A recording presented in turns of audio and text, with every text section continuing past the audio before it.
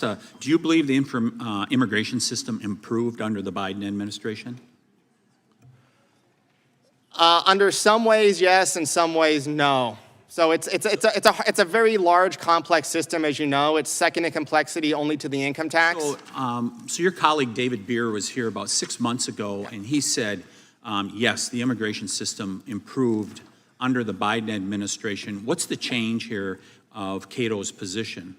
So the Cato Institute doesn't have positions. The scholars of the Cato Institute do. But if you want to narrow in on the legal immigration system, then I agree with my colleague David that the legal immigration system did improve during the Biden administration. But there's large other sections of immigration that have to do with enforcement, other categories of things. You're going around telling people around the country here today that, hey, I'm going to split hairs, and I'm going to tell people that this one subset of immigration, hey, things are just fine in the United States of America. It's all good. When they understand this as a broader part of the immigration system as a whole, which has been a complete failure. Well, sir, I don't work in talking points like that. I'm interested in facts, and the legal immigration system is not just fine. I've spent my career writing about how we need to expand legal immigration. So no, I don't go around saying it's just fine. I said that things have improved, and no, I don't go around sir, talking don't filibuster. I got questions to ask. I only have 5 minutes. So you're saying you say in here vetting is effective and the visa process is secure. You stand by that, right? Absolutely. How did 350,000 children come into America that we have no idea where they're at the end of the Biden administration?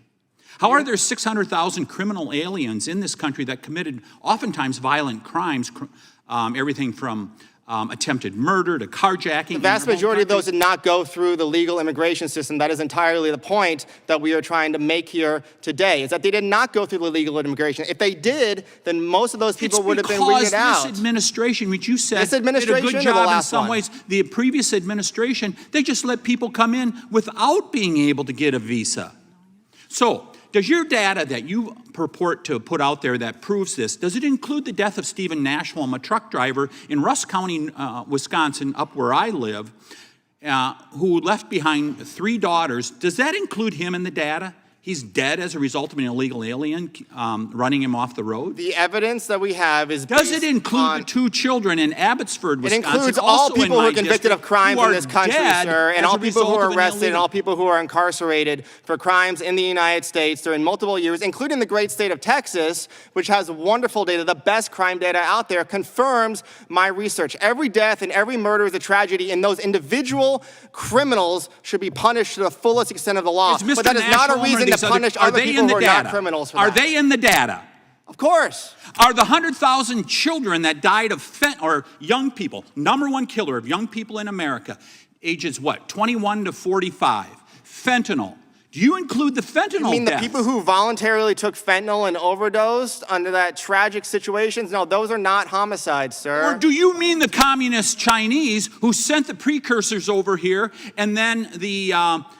We're talking about the drug war now? We're talking about the drug war? And by the way, they sent it in being carried by people who are coming in with the immigration system. Why don't you count the automobiles imported that also cause car accidents? Have you done, in your data, have you reviewed the impact on wages for those who are in the lowest economic strata with these millions of people coming into America taking their jobs? I'll end there. Ms. Vaughn. Of course, Ms. Vaughn. Vast economic literature on that Vaughn, contradicts your statement. Share with us, has there been an impact on Americans' earnings as a result of illegal immigration? There's no question that illegal immigration causes unfair competition, costing people job opportunities, depressing their wages, and causing those millions of Americans who've dropped out of the labor market to have trouble getting back into it. No question. So it's clear they're making less money. Yes. And that should be included in any data set when we're considering what we should do with immigration. Is that correct? That's the inevitable result. That's supply and demand. When you increase the supply of labor, distort the labor markets, you're going to get lower wages. Supply and demand. You're only talking about supply. These immigrants are people who also raise out of order. No. I'll direct your questions to you, sir. Mr. Hank. I'm not asking a question. Was there a cost to the fentanyl deaths here in America? The open border made it a lot easier to bring in a lot of drugs, and a lot of drugs killed, as you said, about 66,000 people, just fentanyl alone in 1 year. How much do you value a life? You can't put a price on a human life. I yield back.